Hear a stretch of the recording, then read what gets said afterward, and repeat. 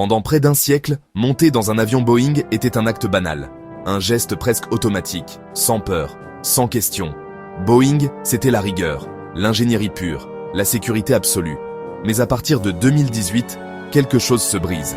2 accidents, 346 morts, un avion immobilisé dans le monde entier. La question n'est pas seulement « que s'est-il passé ?», mais plutôt « comment une entreprise obsédée par la sécurité a-t-elle pu en arriver là ?»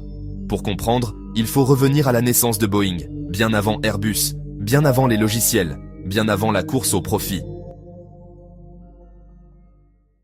Boeing est fondé en 1916 par William Boeing, un ingénieur passionné d'aviation. À l'époque, voler est dangereux. Les avions sont instables. Les pilotes meurent souvent. William Boeing a une conviction simple. Les avions ne doivent donc pas dépendre du courage des pilotes, mais de la fiabilité de la machine.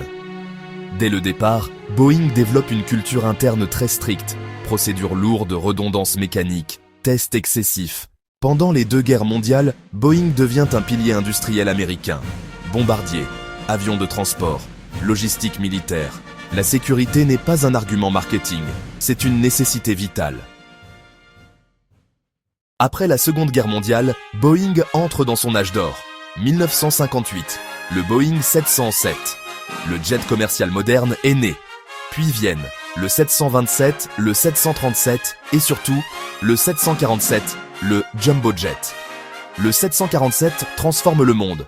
Vols long courriers accessibles, explosion du tourisme, mondialisation accélérée. Boeing domine totalement l'aviation civile. Les ingénieurs décident, les financiers suivent. La culture interne est claire. Si un ingénieur dit non, le projet s'arrête. En 1997, Boeing rachète McDonnell Douglas.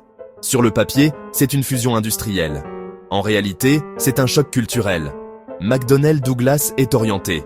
Coûts actionnaires, rentabilité à court terme.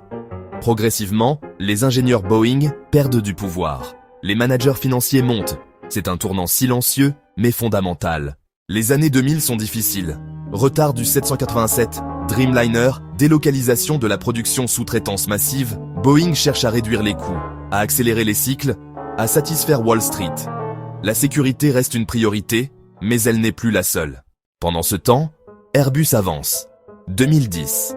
Airbus lance l'A320 Neo. Un avion plus économe en carburant, rapide à produire, très rentable pour les compagnies. Les commandes explosent. Boeing panique. Créer un nouvel avion prendrait 10 à 15 ans. Boeing n'a pas ce temps. Un choix stratégique est fait. Boeing décide de modifier un avion ancien, le 737, conçu dans les années 60. Mais les nouveaux moteurs sont plus gros. Ils modifient l'équilibre de l'avion.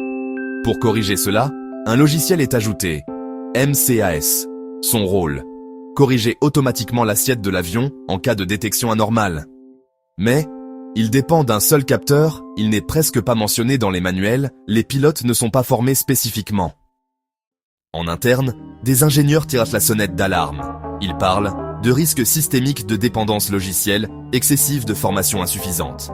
Mais la pression commerciale est énorme. Contrat signé, pénalité de retard, concurrence féroce. Le projet avance. Octobre 2018. Lion Air 610. Mars 2019. Ethiopian Airlines 302. 2 avions récents.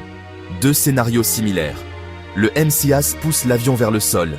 Les pilotes luttent, sans comprendre. 346 personnes meurent. Le monde découvre l'existence du logiciel. Pour la première fois de l'histoire moderne, un avion est cloué au sol partout sur la planète. Enquête, auditions au Congrès, rapports accablants. Boeing est accusé d'avoir minimisé les risques, d'avoir caché des informations, d'avoir fait passer la stratégie avant la sécurité. L'image de Boeing s'effondre. Boeing perd des dizaines de milliards. Des dirigeants quittent l'entreprise. Les procédures sont entièrement revues. Le 737 MAX est modifié, recertifié, remis en service. Mais la confiance mettra des années à revenir. Boeing reste un pilier mondial, mais son histoire pose une question universelle. Quand une entreprise devient trop grande, peut-elle encore dire non ? Où se situe la frontière entre innovation, pression commerciale et risque inacceptable ? Dis-moi ce que tu en penses en commentaire et découvre une autre histoire fascinante en cliquant sur une des 2 vidéos ci-dessus. Pense à t'abonner, like et commentez pour nous donner de la force.